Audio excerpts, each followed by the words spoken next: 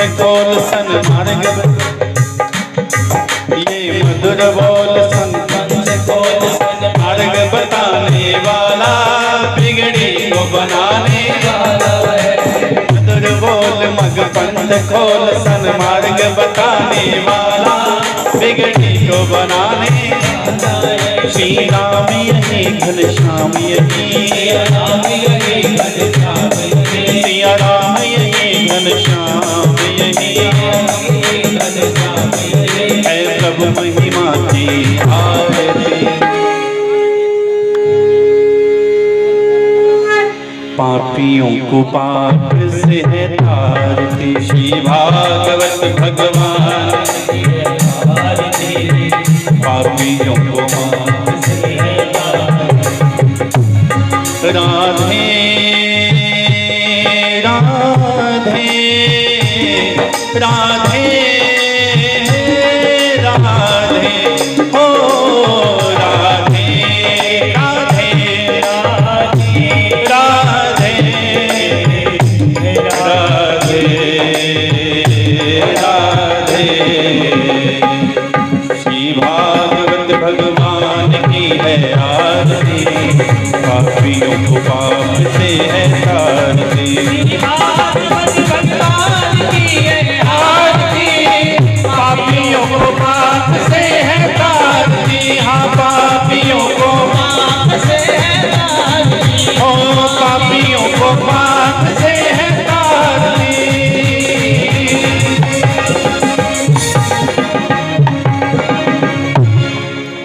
श्री भागवत भगवान की है आरती, पापियों को पाप से है तारती।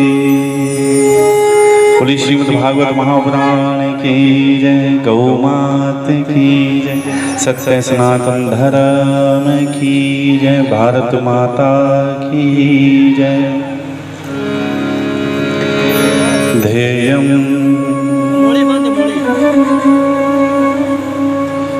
सेवन्ति कामकुल चंपक पाटलाब्जे पुन्नागजाति करवीर साल पुष्पे, बिल्व प्रभाय तुलसी दल मंजरी विस्तं पूजयामि जगदीश्वर मे प्रसीद। नाना सुगंधि पुष्पाणि यथा कालोद्भवानि च, पुष्पांजलि मया दत्ता गृहाणां परमेश्वरः। महामंत्र पुष्पांजलिं समर्पयामि। ध्येयं सदा परिभवग्नमभीष्टतोऽहं, तीर्थास्पदं शिवविरिञ्चनुतं शरण्यम्। व्रत्यार्थेऽहं प्रणतपाल भवाविभूतं, वन्दे महापुरुष ते चरणारविन्दम्। बंसी विभूषित करा नवनीरदाभात, पीताम्बरादरुणबिम्बफलाधरोष्टम्। पूर्णेन्दु सुंदर मुखा दर्विन्द्रनेत्रा, कृष्णात् परं किमपि तत्त्वमहं न जाने। नारायणं नमस्कृत्यं नरं चैव नरोत्तमं, देवीं सरस्वती व्यासं ततो जयमुदीरये। सीतानाथ सभारम्भा,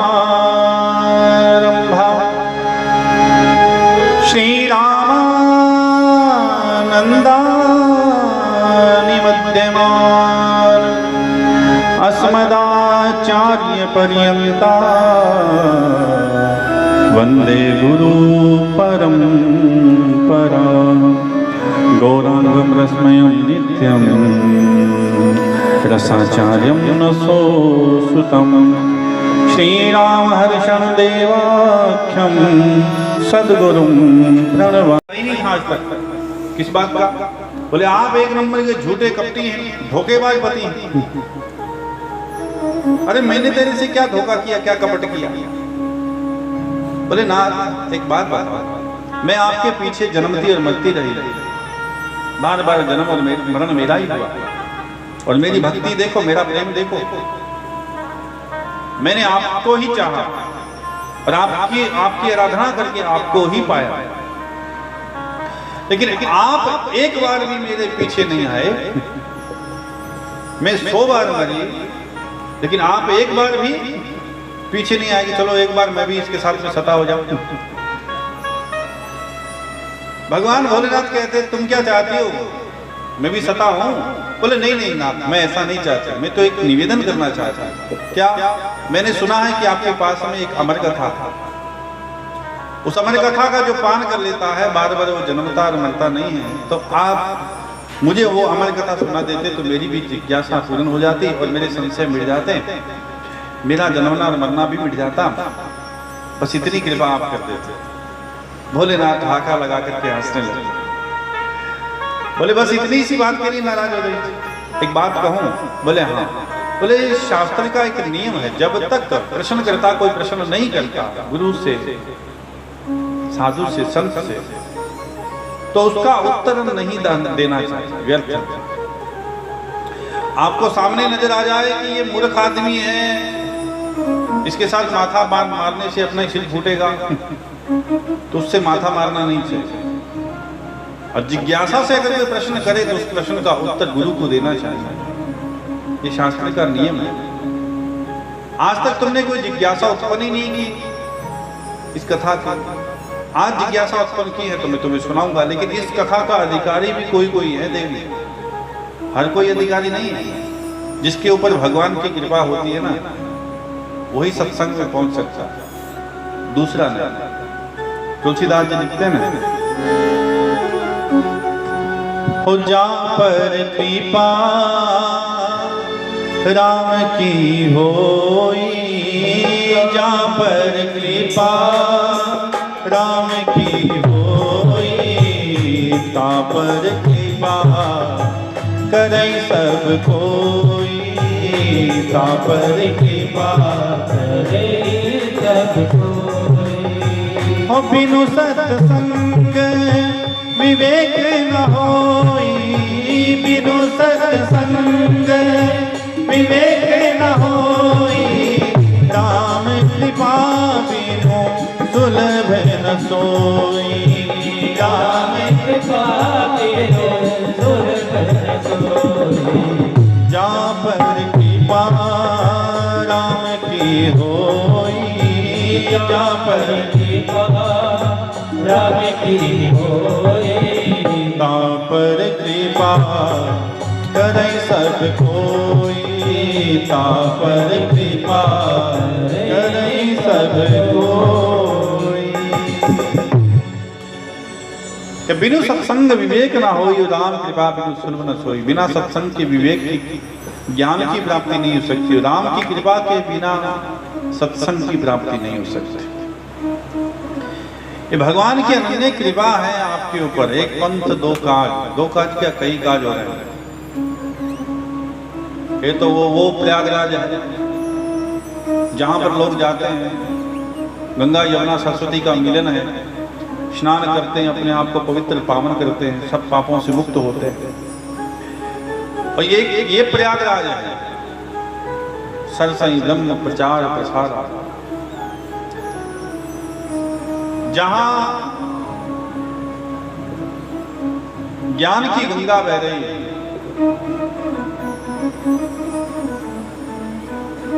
प्रचार और प्रसार हो रहा है, मां सरस्वती की कृपा है। यमुना कर्म का स्वरूप है और कर्म सत्कर्म हम लोग कर रहे हैं, तो ये भी एक प्रयागराज है। वहां कोई जाए तो 1-2 जा सकते हैं, 4 जा सकते हैं, 10 जने जा सकते हैं, पूरा गांव तो जा नहीं सकता। लेकिन जहां भगवान की भक्ति हो रही हो, सत्संग हो रहा हो, उसमें जलचर थलचर नलचर नाना, जल में थल में आकाश में पताल में वायु में रहने वाले कीट पतंग पशु पक्षी जो हैं, वो भी अगर कानों में उनके शब्द पढ़ते हैं तो उनका भी कल्याण हो जाता है। एक वो गंगा है जो हरिद्वार में बहती है, भगवान के श्री चरणों से निकली, और एक ये गंगा है जो भगवान के मुखारबिंद से निकली। दोनों का महत्व बहुत बड़ा, लेकिन उस गंगा से भी भागवत रूपी गंगा का महत्व 100 गुना बड़ा। तो हमारे ऊपर भगवान की बड़ी कृपा। महाराज मां पार्वती को लेकर के अमरनाथ की ओर चले, और अमरनाथ में जाकर के जहां कोई पक्षी भी नहीं थे, वे पक्षी थे तो उनको भी ताली मार करके उड़ा दिया। रास्ते में पहलगाम आया था तो वहां नंदी को बिठा दिया, गले में जो सांप थे उनको चंदनवाड़ी में बिठा दिया।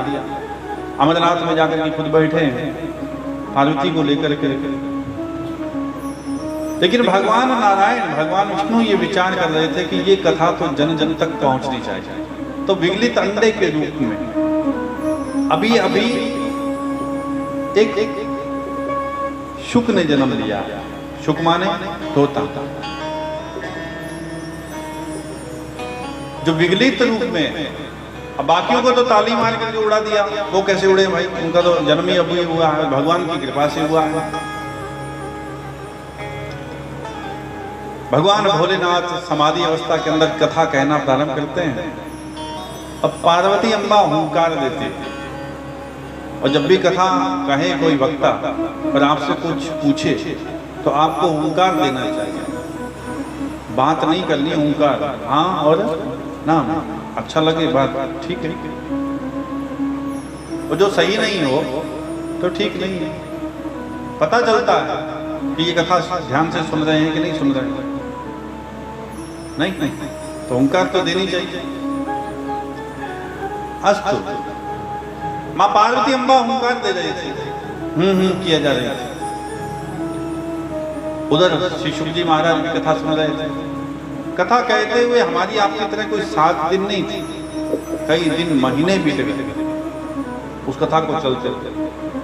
वो कथा जब पूर्ण होने लगी, 10वां स्कंद से 11 स्कंद की ओर चलने लगी, तो पार्वती अम्मा को नींद आ गई। मैया तो सो गई। अब कई माताएं घूंघट में आती हैं, घर में भोजन करके आए, दही ज्यादा पी लिया तो कथा में जाते ही नहीं। घूंघट में बेनिफिट तो है ही, कोई देखता तो है नहीं। घूंघट वाले को बड़ा बेनिफिट होता है। हाँ सच में।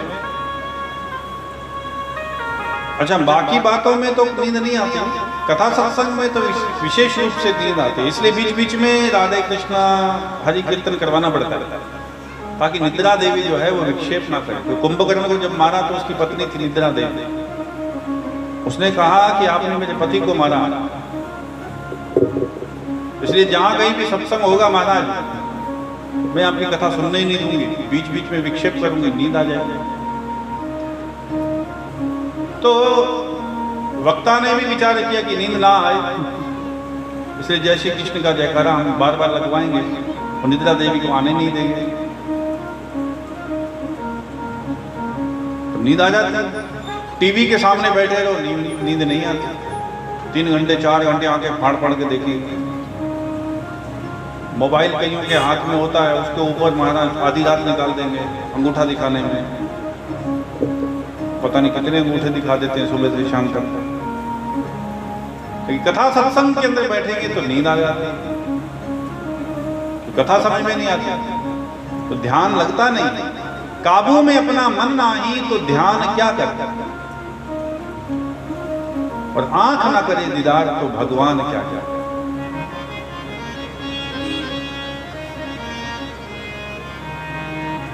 कथा सत्संग नित्य हो, और नित्य कैसे हो, तो घर में आप भजन नित्य कर सकते हैं? नहीं कर सकते। ये 7 दिन का मतलब क्या है कि रवि से लेकर के 7 दिन, शनिवार तक 7 ही दिन हमारे पास में, आपके पास में है, 8वां दिन हमारी जिंदगी में नहीं है। तो ये नहीं कि साल में 7 दिन आपने कथा करवाई और बाकी तो दिन महाराज अपनी मस्ती में निकाल दिए, बाकी दूसरे कार्यों में निकाल दिए, और 7 दिन ही कथा सुनी, वो सत्संग में तुरंत अपने को लाभ हो गया। नहीं, ये नित्य होना चाहिए। ये माताएं बहनें आप सभी घर में झाड़ू निकालती हैं या नहीं निकालती? बोलिए। निकालती? रविवार की छुट्टी करती? बच्चों को छुट्टी हो जाती 1.5-2 महीने की, आप भी छुट्टी कर लेती हैं कि भाई अब तो छुट्टी होगी, आपने भी छुट्टी करो? करते हैं? नहीं। क्यों? अच्छा 5-7 दिन 10 दिन अगर ये झाड़ू नहीं निकाले तो क्या होगा? घर घर नहीं रहेगा, कचरा घर बन जाएगा। और कचरे घर में पशु तो रह सकते हैं, इंसान नहीं। उसी प्रकार ये हमारी बुद्धि जो है, इसके अंदर भी काम का, क्रोध का, लोभ का, इच्छा का, द्वेष का, निंदा का, चुगली का, पता नहीं कैसा कैसा कचरा रोज आता है। और भजन रूपी झाड़ू इसमें रोज लगती रहे, ये कचरा साफ रहेगा भाई, बुद्धि शुद्ध रहेगी और हमारा मन जो है वो परमात्मा में लगा रहेगा। तो कोशिश करो, कथा में, सत्संग में जब भी आओ तो ध्यान लगा करके कथा सुनो। भाई बंधु युवा पीढ़ी आती है आजकल, वो चलते हैं, क्रिकेट खेलते हैं। खेलते कि नहीं खेलते? तो क्रिकेट खेलते हुए एक बाउंसर होता है, बाउंसर किसको बोलते हैं? जो सिर के ऊपर से निकल जाता है। ऐसे ही कथा में अगर ध्यान नहीं लगे और कथा चलती रहे और थोड़ा ध्यान कथा में गया, फिर इधर उधर भटक गया। जैसे कोई भी आता है, माताओं का तो विशेष होता है, कोई माता बहन आ गई तो सभी उसको देखते रहेंगे, सूट किसको कर काल तो वो पजड़ो हाथ घुस तेरे की तकलीफ है। तो ध्यान उधर चला जाता है। तो ध्यान को भटकाएं नहीं, मन को इतनी दूर चल करके आए तो मन को परमात्मा में ही लगाए, सत्संग में ही लगाए। अब पार्वती अम्बा सो गई और सोने के पश्चात अब ओंकार बंद हो रही थी कि श्री सुखदेव जी महाराज ने मन में विचार किया कि ओंकार बंद हो जाएगी तो कथा बंद हो जाएगी, अब क्या करें? तो ओंकार देना श्री सुखदेव जी महाराज ने प्रारंभ कर दिया। अब भोलेनाथ को इस बात का पता नहीं चला, कथा पूर्ण हुई और कथा पूर्ण होने पर क्या देखा कि पार्वती अम्बा खराटे ले रही। पार्वती अम्बा को उठाया और कहा कि अरे देवी कथा कैसी लगी? पार्वती अम्बा ने कहा कि महाराज कथा 10वें स्कंद तक तो मैं सुन रही थी, बड़ी अच्छी कथा चल रही थी, पता नहीं भगवान की कोई माया हो गई कि आपकी कोई माया थी, मुझे तो नींद आ गई। 10वें स्कंद के बाद में मैंने कथा सुनी नहीं, आप कृपा करें 10वें स्कंद की कथा, उसके पश्चात की जो कथा है वो आप पुनः कहेंगे, मुझे दोबारा सुननी।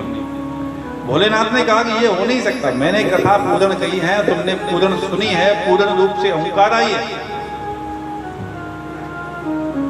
झूठ क्यों बोलती हो? अगर तुम्हें दोबारा कथा सुननी है तो मैं दोबारा सुनाने के लिए तैयार, ऐसी कोई बात नहीं, लेकिन ये झूठ मत बोलो कि मुझे नींद आ गई। बोले नहीं महाराज मैं सो गई थी। तो कथा किसने सुनी, फिर ओंकार किसने सुनी? अब आंखें बंद करके देखा तो ऊपर महाराज श्री सुखदेव जी महाराज बैठे हैं। अब तो क्रोध से भर गए, इस घुसपैठिए ने कथा की चोरी की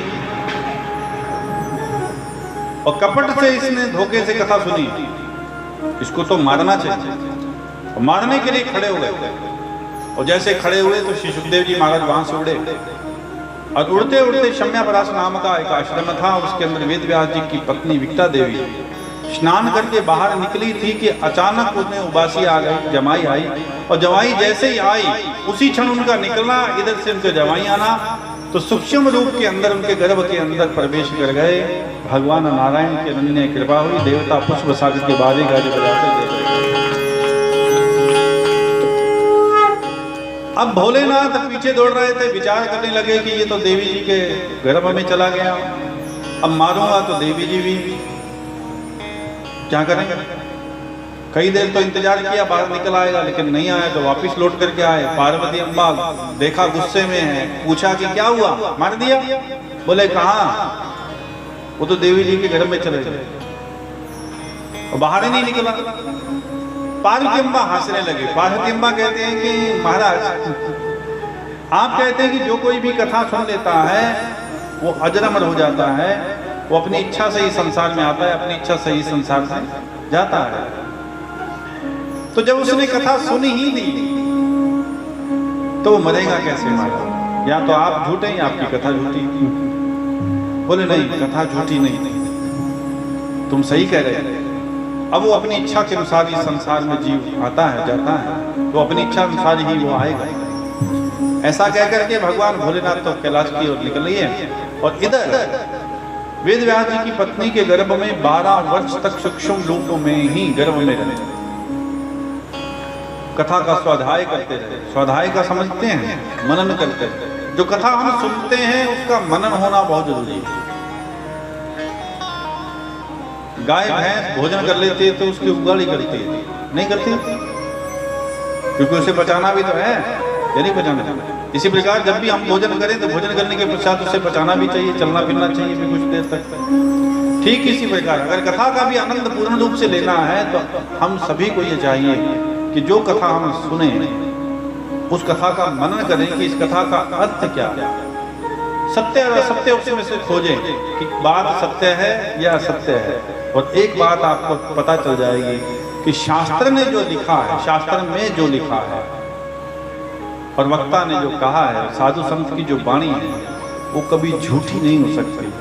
दो और दो चार होते हैं, कोई गणितकार उसे काट नहीं सकता। उसी प्रकार साधु संत की वाणी, शास्त्र की वाणी को कोई काट नहीं सकता। बोली शंकर भगवान की जय। ये दुनिया क्या है? हमें दुनिया सत्य नजर आती है, लेकिन जो शास्त्र में लिखा हुआ वो असत्य नजर आता है। और असल में ये दुनिया जो है वो झूठी है, और ये एक माया है, एक छलावा है जो हमारे साथ में हो रहा है। इसको जानने के लिए भगवान ने सबसे पहले बुद्धि दी है, कान दिए हैं। बुद्धि से विचार करो क्या सत्य है क्या असत्य है। भोलेनाथ ने पार्वती अम्बा से कहा भी है रामायण के अंदर, क्यों मां कहूं मैं अनुभव अपना, क्यों मां कहूं मैं अनुभव अपना, सत्य हरि भजन जगत सब सपना, सिया राम सत्य हरि भजन जगत सब सपना। श्री राम जय राम, श्री राम जय राम, जय जय राम, सिया राम जय राम, जय जय राम, सिया राम, सिया राम जय राम, जय जय राम, सिया राम। उमा कहूं मैं अनुभव अपना, सत्य हरि भजन जगत सब सपना। ये जगत जो है वो सपन के समान है, जो खुली आंखों से अपने को दिखाई देता है ना, वो आंखें बंद होने पर मिटने वाला है। आंखें बंद होते ही वो मिट जाएगा। और जो बंद आंखों में अपने को दिखाई देता है, बहुत से पदार्थ, बहुत से महल दिखाई देते हैं। कई लोग तो महलों में रहते हैं सपने में, नहीं। और कई लोग तो हेलीकॉप्टर की सैर करे आते हैं, हेलीकॉप्टर पे चढ़े होते हैं, इतने में पत्नी की आवाज आती है, खड़े हो जाओ, खेत कौन जाओगे? अरे मैं तो हेलीकॉप्टर पर हूँ। क्यों? बोली मनसा पर होते हैं। सपना टूटता है, अरे अभी तो हेलीकॉप्टर पे था, अभी चारपाई। तो ठीक इसी प्रकार जो सपन के अंदर पदार्थ मिलते हैं वो आंख खुलने पर मिट जाते हैं। जो आंखें खुली हैं उसमें जो पदार्थ मिल रहे हैं वो आंखें बंद होने पर मिट जाते हैं। उमा कहूं मैं अनुभव अपना, सत्य हरि भजन। इसमें सत्य क्या है? बोले वो परमात्मा ही एक केवल सत्य है। तो हम सब इस संसार में आए क्यों हैं? जब सब कुछ सपना है, माया है, तो संसार में आए क्यों? बोले भगवान के जीवों की रक्षा करने के लिए, उनकी सेवा करने के लिए परमात्मा ने अपना ही रूप बना करके हमें भेजा। 83,99,999 जो योनियां हैं, उनकी रक्षा, उनकी सुरक्षा करना, उनकी सेवा करना, ये हमारा परम कर्तव्य है। हम कोई और नहीं है, नर ही नारायण है, ईश्वर अंश जीव अविनाशी। आपके जो नलके में पानी आ रहा है, टूटी में पानी आ रहा है, वो कोई और नहीं है, सागर से आया हुआ ही एक अंश है। टायर के ट्यूब में जो हवा भरी है वो व्यापक हवा का एक अंश है। ये दोनों अलग अलग नहीं है, फूल और खुशबू अलग अलग नहीं है, दोनों एक ही है। इसी प्रकार ये जीव और परमात्मा अलग अलग नहीं है, दोनों एक ही है। हम अपना पेट पालने के लिए नहीं आए, कर्म करने के लिए आए हैं, लेकिन अपने साथ साथ हम अपने जीव जो हैं, जो मूक प्राणी हैं, उनकी सेवा के लिए परमात्मा ने हमें निर्धारित किया। गाय मांगती है आपसे कि चारा दो भाई, पानी दो भाई, नहीं, ये हमें सोचना पड़ता है कि अभी इसे चारे की आवश्यकता है, इसे पानी की आवश्यकता है। कुत्ता अपने से रोटी नहीं मांगता, लेकिन अपने सोचते हैं कि भाई ये जीव है, इसको अपने भोजन दे दे। तो ये हमारा कर्तव्य है, ये हमारा धर्म है, जीव की रक्षा करना, उसकी सेवा करना। बोली शंकर भगवान की जय। 12 वर्ष तक वो गर्भ के अंदर स्वाध्याय करते रहे, और स्वाध्याय करते करते मैया जो है वो मन में विचार करती हैं। सत्संग में बैठते हैं तो सत्संग में कोई बात, कोई संशय पैदा हो जाता है तो गर्भ से ही आवाज आती है, और उस संशय का निराकरण गर्भ से ही कर देते हैं। सभी साधु संत भी हैरान हो जाते हैं कि ये कौन है जो गर्भ से ही बोल रहे हैं, और इतने ज्ञानी हैं। मैया भी विचार करती है कि एक दिन मैया वेद व्यास जी से कहते हैं कि आप इन्हें कहिए ना, ये कौन है, ये बाहर क्यों नहीं आ रहा, मैं इनका मुख देखना चाहता हूँ। तो वेद व्यास जी कहते हैं श्री सुखदेव जी से कि आप कौन हैं और आप बाहर क्यों नहीं आना चाहते। तो सारी बात बताते हुए कहा कि मैं बाहर तो आ जाऊं, लेकिन मुझे भय लगता है। किस बात का भय लगता है? बोले संसार की माया में मैं लिप्त ना हो जाऊं, इस बात का भय लगता है। हम लोग जब भगवान के, जब माँ के गर्भ में थे तो किसी भी बात का भान नहीं था। ये जीव शुद्ध बुद्ध होता है माँ के गर्भ में, और माँ के गर्भ में उल्टा लटका हुआ हाथ ऐसे बंधे हुए होते हैं, ग्राफ में देखो कभी आप, और वो भगवान से मांगता है। क्या मांगता है कि हे प्रभु, एक बार अगर आप मुझे बाहर निकाल दें तो मैं आपका भजन करूंगा, चिंतन करूंगा, मनन करूंगा, स्मरण करूंगा, आपके जीवों की सेवा करूंगा। और 100 जन्मों तक का भान भगवान गर्भ में करवा देते हैं जीव को। वो घबरा जाता है पीछे की योनियां सोच कर। लेकिन जैसे ही ये जीव, ये इंसान माँ के गर्भ से बाहर आता है, धीरे धीरे करते हुए होश संभालता है तो माया में लिप्त हो जाता है, और माया में लिप्त होने के पश्चात वो भगवान को नहीं मानता, बाकी सब बातों को सच मान लेगा, बाकी सब बातों को सच मान लेगा, लेकिन शास्त्र की और संत की बात जो है उसको सत्य नहीं मानता, ऐसा लिप्त होगा, वो भूल जाएगा परमात्मा को। ये तो वो बात हो गई कि एक बार एक वाला पेट में दर्द उठा और दवा लेने के लिए गया। दवाई लेने के लिए गया तो पहले जमाने में 5-7 गांव छोड़ करके कोई वेद एक आधा होता था, हर कहीं डॉक्टर होते नहीं थे। अब वो दवाई लेने के लिए गया, भोला भाला था पंछी। अब जैसे ही गया तो जाकर के कहने लगा, वेद जी पेट में बहुत ज़्यादा गड़बड़ है, दवाई दे दो। वेद जी ने कहा कि ठीक है, दवाई मैं आपको दे रहा हूँ, पुड़ियाँ बना दी, लेकिन भैया दवाई काम नहीं करेगी। बोले अरे मैं इतनी दूर चल करके आया हूँ और आप कह रहे हैं कि दवाई काम नहीं करेगी, कारण क्या है? बोले परहेज रखना पड़ेगा, बिना परहेज के दवाई काम नहीं करेगी। जैसे हम भी संसार में सुख चाहते हैं, लेकिन परहेज कोई कर नहीं रहे। परहेज के बिना महाराज सुख मिल नहीं सकता। परहेज कहाँ बताया गया? बोले शास्त्र में बताया गया। दवाई बोले शास्त्र में बताई गई। तो परहेज क्या करना है महाराज वो बता दो। बोले हल्का खाना। हल्का मतलब आप जो कहोगे वही खा लूंगा। बोले घर में जाकर के कह देना खिचड़ी बना दो। बोले वो क्या होती है? बोले अरे तुम्हें नहीं पता तो घर पे जाना, कह देना कि खिचड़ी, तो खिचड़ी वो बना करके अपने आप तुम्हारी घरवाली दे देगी। बोले ठीक है महाराज। अब वहां से चल पड़ा, खिचड़ी खिचड़ी कहीं भूल ना जाऊं, खिचड़ी खिचड़ी करता हुआ। अब खिचड़ी खिचड़ी करता हुआ जा रहा था कि रास्ते के अंदर पानी की प्यास लगी, पानी पीने लगा तो वो भूल गया। क्या भूल गया? जोर से बोलो भाई। हाँ, खिचड़ी भूल गया। अब खिचड़ी बोला तो खिचड़ी की जगह खाचड़ी बोलने लगा। अब खाचड़ी खाचड़ी खाचड़ी बोलता हुआ जा रहा है कि रास्ते में एक किसान की फसल पकी हुई थी, बाजरे की। और बाजरे की फसल को सबसे ज्यादा नुकसान कौन करता है? बोलो, चिड़ी। अब वो तो किसान गर्मी का दिन बेचारा उड़ा रहा था चिड़ियों को, और वो पास में से ग्वाला निकल करके कह रहा था, खा चिड़ी खा चिड़ी खा चिड़ी खा चिड़ी खा चिड़ी खा चिड़ी। और उस किसान को गुस्सा है, तेरे बाप को खेत है, खा चिड़ी खा चिड़ी खा चिड़ी, रुक जा भी। उसको रोका, बोले तेरे बाप को खेत है? बोले मैंने क्या कर दिया? तू खाचड़ी खाचड़ी बोले? बोले बोल सु मैंने बताया डे खाचड़ी खाचड़ी खाचड़ी। वो फिर बोलने लगा तो उसको तो 5 चाल लगा दी उसने गुस्से में। अब गुस्से में लगाई, बोले ऐसे नहीं बोलना। वो बेचारा हाथ जोड़ करके कहने लगा, महाराज आप जैसा कह दोगे मैं वैसा बोल दूंगा, लेकिन आप मेरे को छोड़ दो।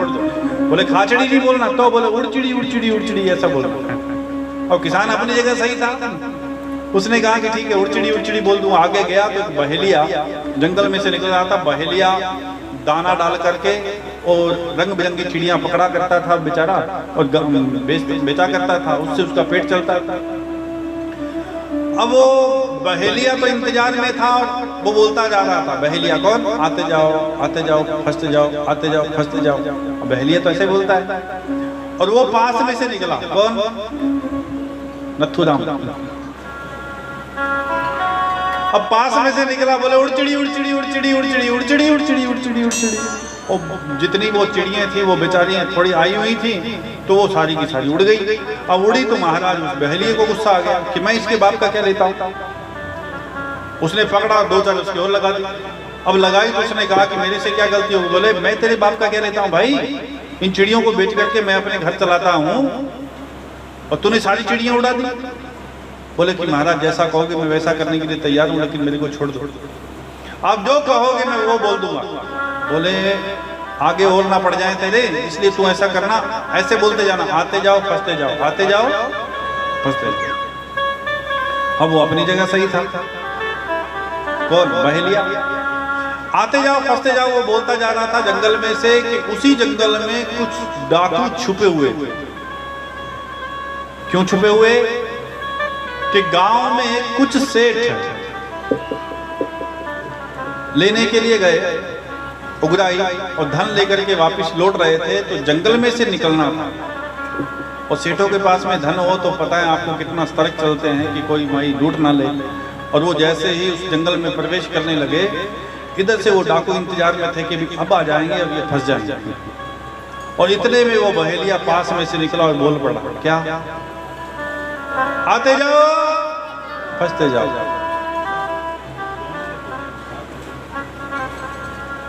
बोली शंकर भगवान की, गौ मात की।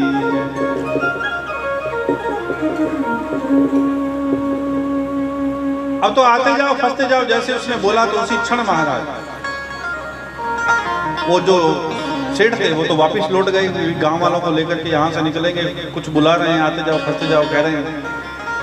वापस दौड़े, और वापस दौड़े तो इतने में उन डाकुओं ने उसको पकड़ लिया, बहेलिए को। और बहेलिए को पकड़ करके उसको इतना पीटा, बोले हम तेरे बाप का क्या लेते हैं? अरे बड़ी मुश्किल से सुबह से शाम तक इंतजार कर रहे थे कि अब आएंगे अब आएंगे अब आएंगे, तूने सेठों को वापस भगा दिया। इतनी बात कहते उसने बहेलिए ने कहा, ग्वाले ने कहा कि भाई मुझसे भूल हो गई, आप जो कहोगे मैं कर दूंगा, लेकिन एक बार मुझे छोड़ दो, जो कहो वही। बोले ऐसा बोलना, क्या? बोले ये रख जाओ और ले आओ। ये अब डाकू का मतलब क्या था कि ये माल रख जाओ और ले आओ। उन्होंने तो अपने तरीके से कहा। बोले ठीक है मैं ऐसा बोल दूंगा, लेकिन मेरे को छोड़ दो। अब छोड़ दिया गया। अब जैसे ही छोड़ा तो वो जा रहा था आगे कि एक गांव के अंदर, जिस गांव में से निकल रहा था उस गांव का मुखिया गुजर गया आदमी। अब मुख्य आदमी गुजर गया तो वो उसे उठा करके रो रहे थे बेचारे। बहुत बढ़िया आदमी था, सज्जन था, अकस्मात इसकी मृत्यु हो गई। सभी शोक में डूबे हुए उसकी अर्थी को लेकर के जा रहे थे। राम नाम सत्य है, सत्य बोले गत है। इतने में वो ग्वाला पास में से निकला। क्या बोला? ये रख जाओ और ले आओ। और जैसे ही वो सुना उसने, ये रख जाओ और ले आओ, ये रख जाओ और ले आओ, वो तो बोलता जा रहा था अपनी मस्ती में। अब कुछ तो आगे निकल गए, कुछ उसकी सेवा के लिए पीछे खड़े हो गए। अब पीछे खड़े हुए तो महाराज उन्होंने फिर उसको पीटा। पीटने पर कहा कि ऐसा नहीं बोलते। तो कैसा बोलते हैं? बोले ये दिन भगवान किसी को ना दिखाए, ऐसा बोलना चाहिए ऐसे मौके पे। अब ये बात कही कि ये दिन भगवान किसी को ना दिखाए। बोले ठीक है मैं ऐसा बोल दूंगा, लेकिन मेरे को छोड़ दो माई बात। अब छोड़ दिया। अब छोड़ने पर आगे गए तो गांव में से निकल रहा था कि गांव में से निकलते हुए एक चौधरी के बेटे की शादी थी और वो बाहर बैठा था बोतल लेकर के। फिर शादी ब्याह में तो आपको पता ही है, फिर इन चीजों में पैसा भले ही कितना लग जाए वो मंजूर है, लेकिन अगर कोई ब्राह्मण को देना पड़ जाए, कोई गौशाला में देना पड़ जाए तो इतना किया दिया। पटाखों में भले ही कितने पैसे लग जाए वो मंजूर है, वो दिखाई नहीं देते। लेकिन दान में अगर थोड़ा सा पैसा देते हैं तो वो दिखाई दे जाता है कि इतना कैसे दे। नहीं इतना कम देते हैं, तो वो कम देते हैं। आप लोग तो नहीं, हरिपुरा वाला तो बहुत देते हैं। देखा होगा आपने कि जो बर्तन धोने वाली आती है ना, वो 5-6 दिहाड़ी लगाती है बेचारी। वो लाखों रुपए उजाड़ दिए पटाखों में, डीजे पे, खाने पे। आधा खाना भी वेस्ट चला गया। लेकिन जब बर्तन धोने वाले को देने की बात आएगी तब क्या होगा? बोले कितनी दिहाड़ी हुई तेरी? बोले 6 होगी। क्यों 6 होगी? तू उसके सोचता मैंने ध्यान को नहीं, तो आधी दिहाड़ी आई भी दिन। काट क्यों? काट ली भाई नहीं। और जो कपड़ा घर में काम ना आता वो बधाई के रूप में वो दे देते हैं। क्यों? चालन दो के ठा लगे कि नहीं, ये दे दो। से जब बाहर आए तब जानते थे? नहीं। ये तो धीरे धीरे होश संभाला और नाते जोड़ने लगे, शरीर का संबंध शरीर के साथ में जोड़ने लगे। थोड़ा सा 5-4 महीने के हुए, इतने में माँ बोलना शुरू कर दिया, बेटा बोल बेटा, पापा पापा पापा पापा। वो बोलने लगे पापा। अरे हाँ तो पापा बोल दो। इतने दादा हैं, दादा बोल बेटा, दादा दादा दादा सिखाने लगी, दादा दादा। नाता जोड़ने लगे। जानते नहीं है कि कौन है। माँ ने कहा तो मान लिया ये हमारा बाप है, माँ ने कहा दादा है, माँ ने कहा ये बुआ है, फूफा है, ये काका है, मान लिया, मानते ही चले गए। लेकिन असली नाता जिसके साथ में था वो हम भूल गए, खिचड़ी की तरह। उस नाते को याद रखना चाहिए था। नाता किसके साथ में रखो। एक बड़ा प्रसिद्ध भजन है और बड़ा सुंदर भजन है कि नाता एक राम जी से दूजा नाता तोड़ दे। नाता एक राम जी से दूजा नाता तोड़ दे। आशा एक राम जी से दूजी आशा छोड़ दे। आशा एक राम जी से दूजी आशा छोड़ दे। धन्यवाद निर्विवाद राम राम कहिए। धन्यवाद निर्विवाद राम राम कहिए। जाही बीती रातें राम ताही बीती रहिए। जाही बीती रातें राम ताही बीती रहिए। सीताराम सीताराम सीताराम कहिए। सीताराम सीताराम सीताराम कहिए। जानी बीती रातें राम ताही बीती रहिए। जानी बीती रातें राम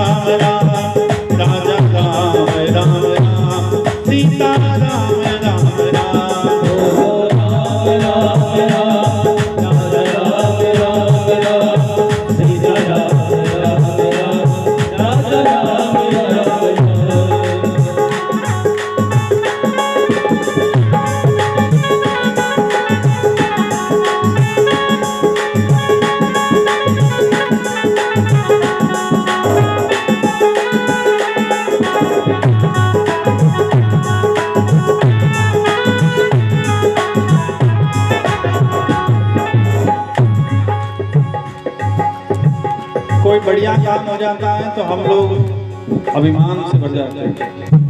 किसी ने पूछा ये किसने किया, हम क्या कहते हैं, ये मैंने किया। ओम करे। और कोई बुरा काम हो जाए तो ये किसने किया, वो भगवान को दे देते हैं। बुराई भगवान को देते हैं और अच्छाई खुद लेना चाहते हैं, ये अभिमान है। लेकिन संत गाते हैं और कहते हैं, हो किया अभिमान तो फिर मान नहीं पाएगा, किया अभिमान तो फिर मान नहीं पाएगा। होगा प्यारे वो ही जो श्री राम मन भाएगा, होगा प्यारे वो ही जो श्री राम मन भाएगा, राम मन भाएगा। विधि का विधान जान आने लाभ सही है, विधि का विधान जान आने लाभ सही है। बोलो भाई, जोर से बोलो। सीताराम सीताराम सीताराम कहिए, सीताराम सीताराम सीताराम कहिए। बोलो राम राम राम सीताराम राम राम, राजा राम राम राम सीताराम राम राम। बोलो राम राम राम सीताराम राम राम, राजा राम राम राम।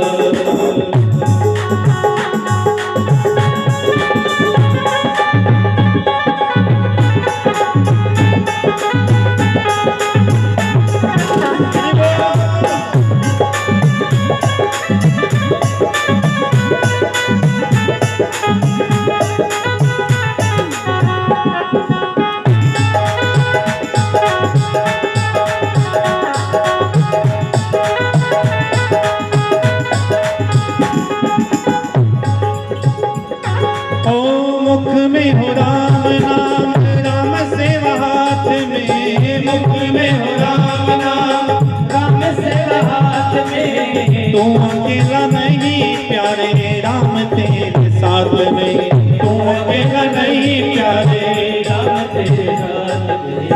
धन्यवाद निर्विवाद,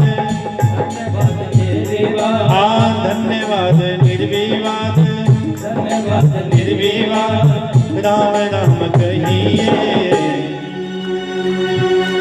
दोनों हाथ ऊपर करके प्रेम से, भाव से, गुस्से से नहीं।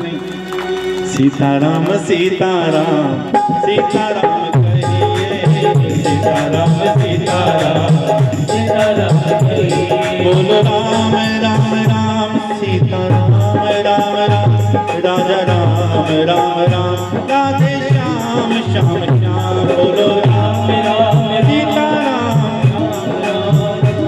राम राम राम सीताराम।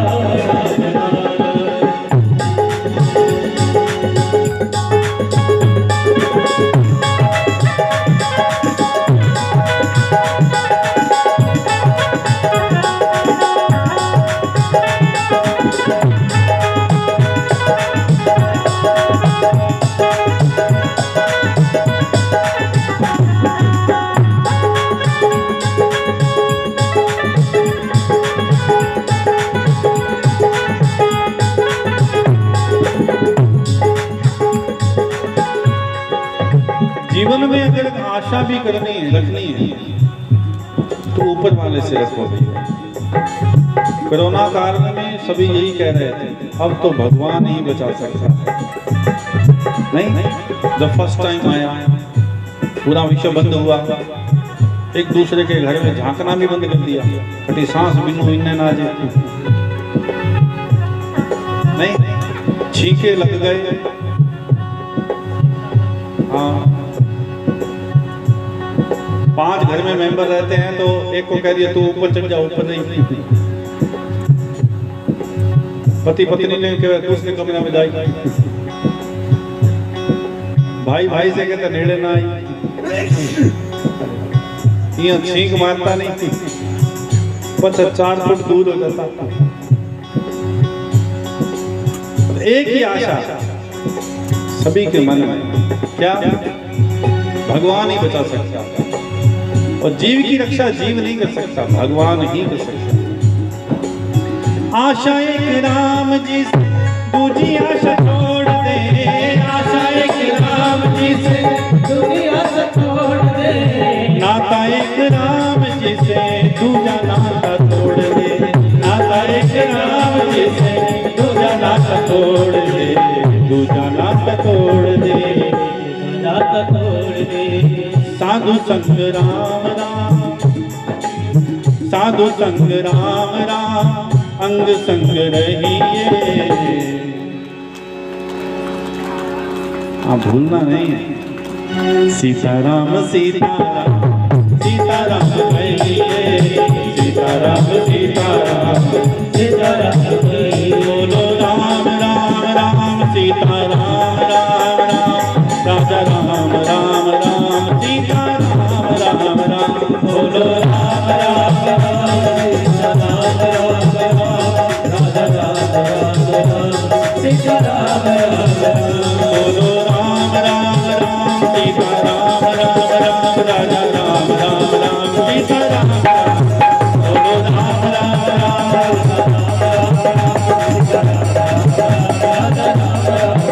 बोलो राम राम राम सीताराम राम राम, राजा राम राम राम सीताराम राम राम, बोलो राम राम राम सीताराम राम राम, राजा राम राम राम सीताराम राम राम। बोलिए सियावर रामचंद्र भगवान की, राधा कृष्ण चंद्र भगवान की। तो नाता एक राम जी से दूजा नाता तोड़ दे, आशा रखनी तो एक राम जी से दूजी आशा छोड़ दे। श्री सुखदेव जी कहते हैं वेद व्यास जी से कि आपका नाता मेरे साथ में क्या है, स्थायी नाता अबका जाना जाए या पिछले जन्मों का माना जाए, और स्थायी नाता क्या है ये विचार करने वाली बात है। जो गेहूं हम लोग आज बिजाई करते हैं ना, वो गेहूं आज का नहीं, वो चना आज का नहीं। जब से ये संसार बना है तब से लेकर के अब तक वही गेहूं बिजाई करते आ रहे हैं, उसी से पौधा निकलता है, झाड़ निकलता है, उसी से बीज निकलता है, उसी को वापस बिजाई करते आ रहे हैं। या कोई अलग से है भाई, वही बीज, वही झाड़, फिर उसमें बीज।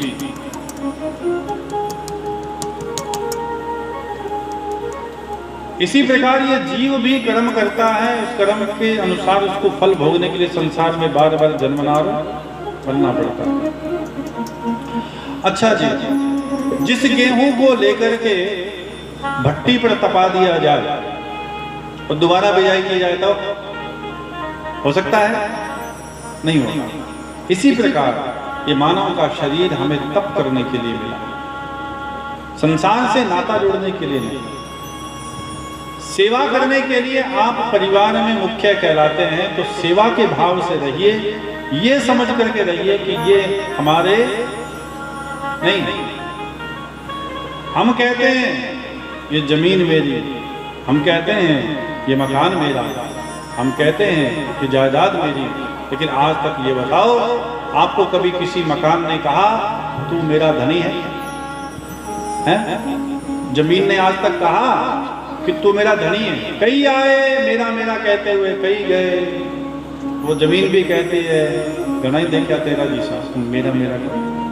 मैं ना कभी किसी की थी, ना हूं और ना कभी होगी। किसकी है? बोले सब गोविंद है, सब गोविंद है, गोविंद बिन नहीं। सब कुछ जो दिखाई दे रहा है वो परमात्मा का है, था और हमेशा रहेगा। Everything is he and everything is his. सब कुछ वही है और सब कुछ उसी का ही है। प्रभु वेद व्यास जी को भान हुआ, ज्ञान हुआ। वेद व्यास जी वापस लौट करके आए, उदास बैठे थे। नारद जी आए, पूछा क्या बात है, क्यों उदास? बोले मैंने 4 वेद 6 शास्त्र 17 पुराण बना दिए, लेकिन फिर भी मन को शांति नहीं मिली। आज भान हुआ थोड़ी सी बात, जैसे उनके पीछे दौड़ा वैसे भगवान के पीछे दौड़ जाता तो कल्याण हो जाता। तो कभी कौन सी रह गई? तब नारद जी ने कहा कि अभी तक आपने भगवान की भक्ति, ज्ञान और वैराग्य की कथा नहीं लिखी, उसको चरितार्थ नहीं किया। आपने वेद बनाए, ज्ञानियों की भाषा, ज्ञानी समझ सकते हैं। अगर मैं यहाँ संस्कृत बोलना प्रारंभ कर दूं तो आप समझ आएंगे? बोलो नहीं। तो जो भाषा हमारे योग्य है, जो हमें समझ में आती है, उसी भाषा में अगर समझाया जाए, कहा जाए, सुना जाए, तो ही आनंद आता है, नहीं दूसरी में नहीं आ सकता। तो वेद जी ने कहा, नारद जी ने कहा कि आपने वेद बनाए, लेकिन वेदों की भाषा ऐसी लिख दी, इतनी कठिन भाषा कर दी कि वो ज्ञानियों को ही समझ में आती, दूसरे आम आदमी को आती नहीं। तो भगवान की ऐसी कथा लिखो जिसमें भक्तों को भी आनंद आए और भक्तों की कथा भी ऐसी उसमें हो ताकि भगवान को भी आनंद आए। तब भागवत की कथा लिखी गई, 18वां महापुराण श्रीमद् भागवत महापुराण। उसी का ज्ञान श्री सुखदेव जी महाराज को प्रदान किया। पहले ये 4 श्लोकों में थी, नारद जी ने 4 श्लोक बताए, वेद व्यास जी ने 18,000 बना दिए, संहिता बना दी, और उन्हीं श्लोकों का गायन श्री सुखदेव जी महाराज, उसका ज्ञान उनको प्रदान किया, और वही श्री सुखदेव जी महाराज ने परीक्षित को इसका ज्ञान देकर के कल्याण कर दिया। ऐसे श्री सुखदेव जी महाराज के जन्म की कथा सूत जी महाराज ने शौनकादि ऋषियों को कही। अब जो 6 प्रश्न हैं उसमें पहला प्रश्न है, वो प्रश्न क्या है? मानव जीवन का धर्म क्या है? पहला प्रश्न क्या था जी? थोड़े सावधान होकर के बैठो, हाँ थोड़े सावधान हो जाओ। कई तो यहाँ बैठे जी कोई शोक सभा में आड़ डालना, माड़ी हुई बात ठीक चल रही। बूढ़े हैं, उनसे नहीं बैठा जाता तो मैं उनको मना नहीं करूंगा, क्योंकि बूढ़ों को सब छूट है, वो तो सो करके भी कथा सुन सकते हैं। रोगी है, वृद्ध है, बूढ़ा है, उनको सब तरह से। कई जवान भी यहाँ बैठ जाते, पछा है सोचना पड़ेगा शोक सब में कथा में। सावधान होकर देखो, कोई चीज आंटी हो गई मेरे माप में, कोई चीज गला दन, वो आंटी टेढ़ी जावा बन, वो सीधी हो उसके अंदर डालो, सीधा फट से अंदर चले जाते। उसी प्रकार कथा जो है वो भी सीधी अंदर जाए, कुछ असर करे ये दवा। सावधान होकर के बैठो। पहला प्रश्न क्या है? मानव जीवन का सबसे बड़ा धर्म क्या है? हम सभी मानव हैं, देखने को तो हम इंसान नजर आते हैं, लेकिन इंसान जैसी कोई बात नजर नहीं आती आजकल। क्या देखने को नजर दिसत है, पर लक्षण कैसे हैं? वो लक्षण पशु समान ही, उठत बैठत पीवत खावत बेवन बेगट जातसी है। बाकी तो लक्षण आए मिले, सब सारे लक्षण मिल रहे हैं पशुओं वाले।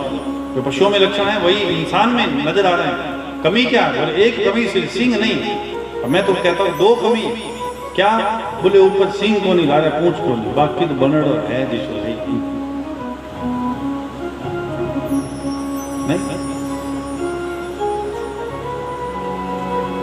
हो कर्म पशु के हरि मानस जात, कर्म पशु के मानस जात, नगर ढिंडोरा करे दिन रात, नगर ढिंडोरा करे दिन रात।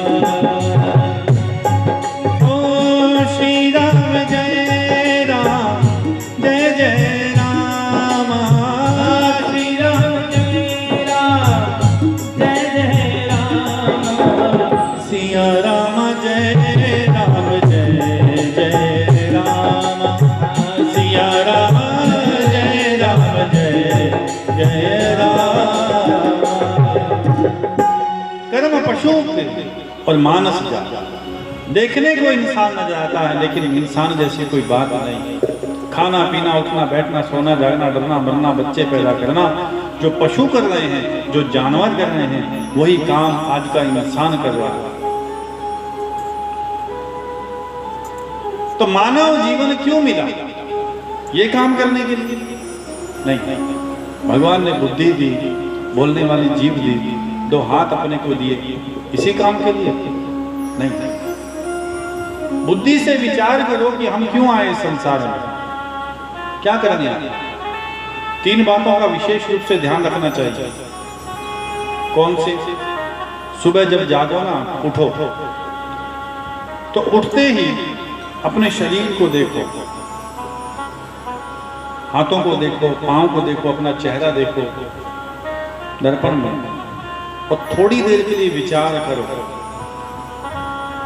कि भगवान ने कितना सुंदर शरीर दिया। ये हाथ दिए, ये पांव दिए, ये आंखें दी, कान दिए, नाक दिया, दिल दिमाग दिया। अगर एक भी कमी भगवान हमारे बीच में छोड़ देता तो हमारा क्या होता? बोलिए, सपोज करो अगर अपने को नाक नहीं देता भगवान तो बोलो, अगर आपकी नाक ना होती तो किसा लगता पापा कोचरी देख रही है, देख रही विषा लगता है। हाँ, कितनी अद्भुत माया भगवान के, देखो कितना ऑटोमेटिक और सुंदर शरीर बना दिया। किसी ने कहा भगवान में बुद्धि नहीं है, क्यों ना भाई? बोले भगवान ने ठीक है, ये कान, दिल, दिमाग, ये आंखें सब कुछ दिया, ठीक है, लेकिन भगवान ने कान दिए तो ऊपर ढक्कन क्यों लगा दिया? ढक्कन की क्या जरूरत थी भाई? बोले अरे भगवान में बुद्धि थी इसलिए ढक्कन लगा। बोले क्यों? बोले कलयुग के अंदर आगे चल करके बूढ़े हो जाएंगे तो चश्मे की जरूरत पड़ेगी, हैंडल तो चाहिए नहीं। तो देख लो हैंडल अगर नहीं होता तो हैंगर, ये हैंगर बोलो टांगने के लिए। नाक नहीं होती तो चश्मा ही आ जाता बात।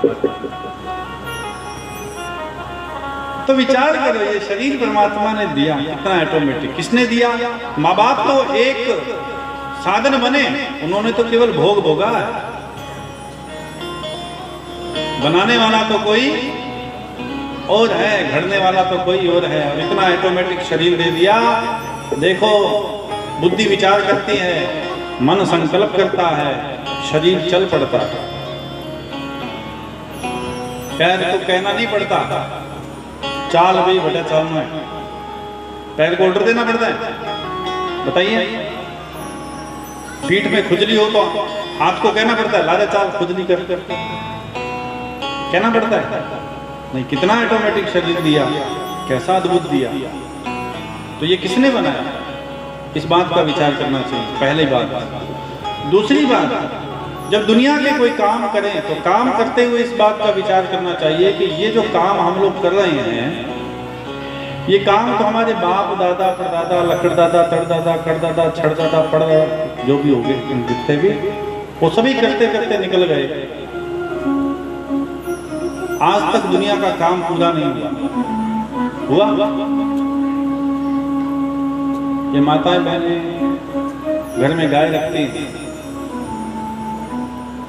गाय भैंस तो रखती हैं। अब गाय भैंस रखती हैं तो आपकी दादी ने रखी होगी, नहीं? परदादी सास ने भी रखी होगी या नहीं रखी? रखी होगी, चलती आ रही। तो मुझे ये बताओ, गाय भैंस रोज पोटा करती है, गोबर करती है, आप लोग उठाते हो? आपकी सास भी उठाती थी, आपकी दादी भी उठाती, दादी सास भी उठाती मर गई, परदादी सास भी उठाती मर गई। आज तक कोटा पूरा होया? बताओ हुआ पूरा?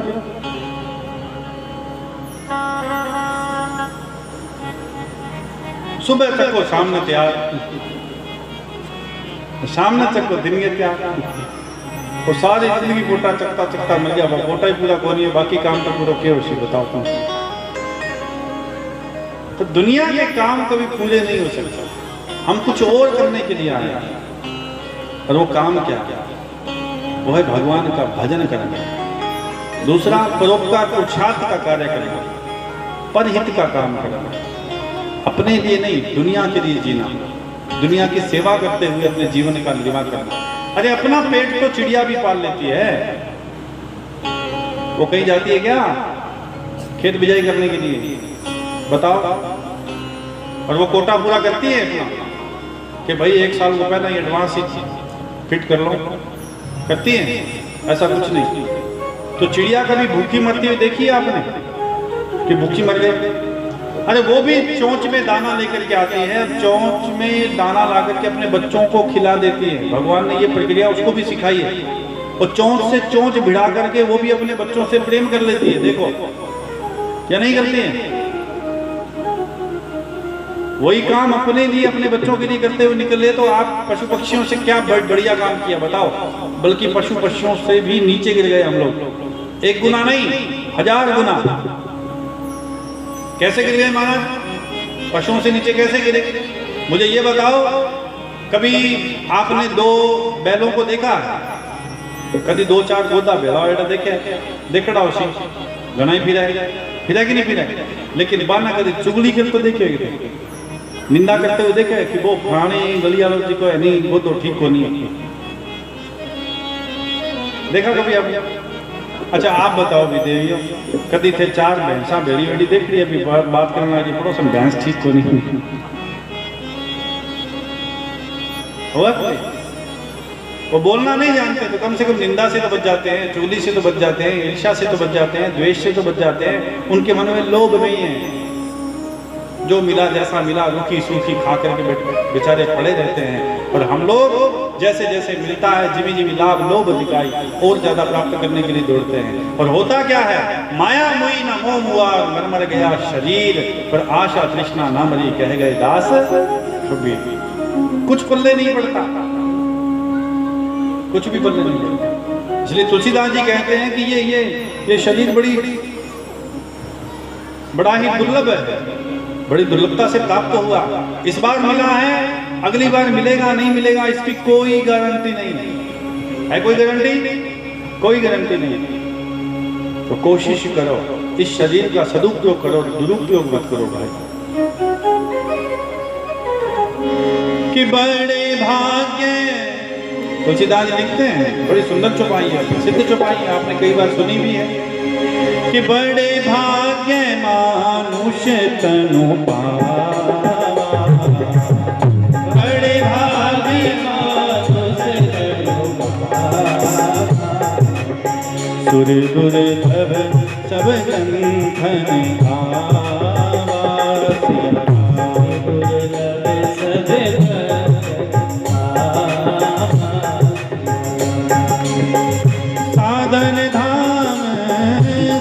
धाम मोक्ष करी द्वारा, पाइए परलोक सवारा, सिया राम श्री राम जय राम, श्री राम जय राम, जय जय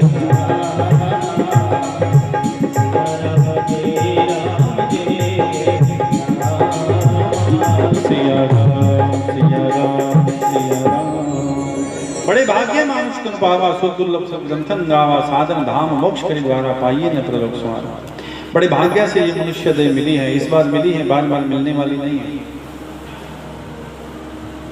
सुर दुर्लभ, देवता भी चाहते हैं कि हे प्रभु और कुछ देना ना देना, जब हमारे पुण्य क्षीण हो और हम धरा पर गिराए जाएं, और कुछ देना नहीं देना, भारत की भूमि पर हमें ये मानव का रूप दे देना, ताकि हम आपका चिंतन करें, मनन करें, सेवा करें, तीर्थ करें, दान करें, आनंद लें अपने जीवन का।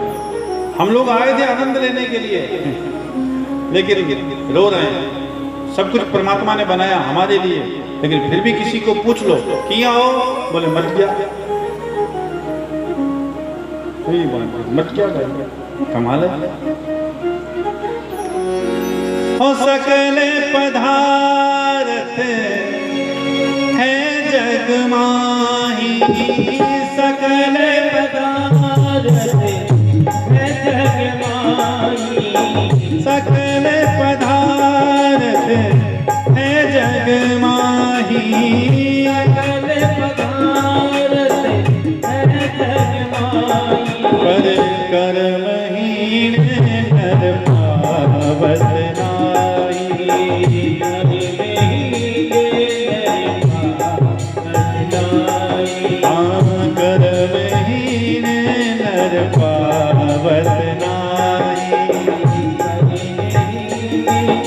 नर पावत नाई। सकल पदार्थ है जगमाही। सब कुछ परमात्मा ने हमारे लिए बनाया, लेकिन सब कुछ होने के बाद भी हम लोग रोते रहते हैं। कारण क्या है कि हम अपने लिए जीते हैं, ये सबसे बड़ा कारण है। एक बात हमेशा ध्यान रखना, आपको तब तक सुख और शांति नहीं मिल सकता जब तक आप त्यागना नहीं सीखोगे। छोड़ना सीख जाओगे, शांति मिलना प्रारंभ हो जाएगा, सुख मिलना प्रारंभ। लाभ चाहिए, लाभ, सभी को लाभ चाहिए, या नहीं चाहिए? लाभ चाहिए। तो लाभ अगर चाहिए तो लाभ को उल्टा कर दो, आप उल्टा करना शुरू कर दो। लाभ को उल्टा बोलो, बोलो भला। अगर आपको लाभ चाहिए, भला कराना शुरू। देखो भाई, सीधी सरल बात है, आप श्वास छोड़ते हो सीधा, फिर उल्टा खींचते हो तो श्वास आता है ना।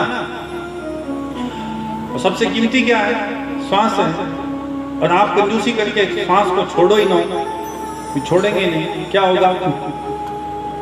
राम नाम सत्य है, सत्य बोले। छोड़ते हो तो श्वास मिलता है।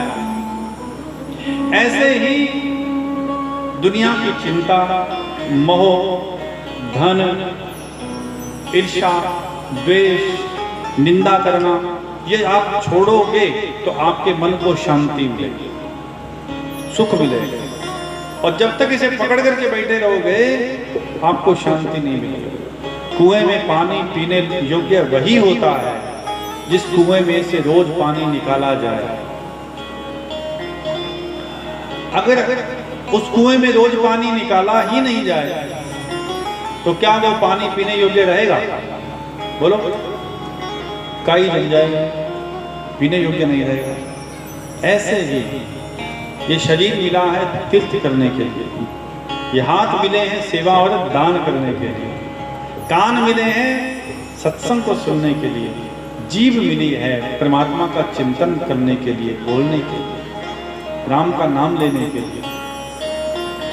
तो इस शरीर का सदुपयोग करते रहोगे, जो शास्त्र बताते हैं, संत बताते हैं, तो आपके मन को शांति मिलेगी।